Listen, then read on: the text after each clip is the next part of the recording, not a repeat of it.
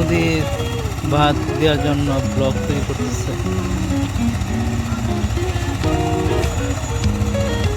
পাথরের colour block.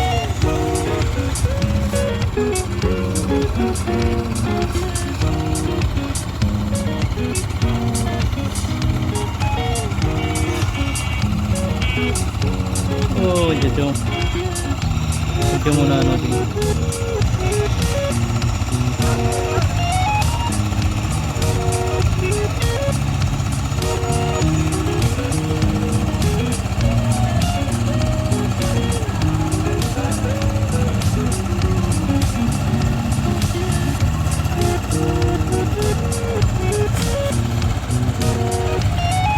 এগুলো দিয়ে বাঁধের পার বাঁধ দেওয়ার জন্য তৈরি করা।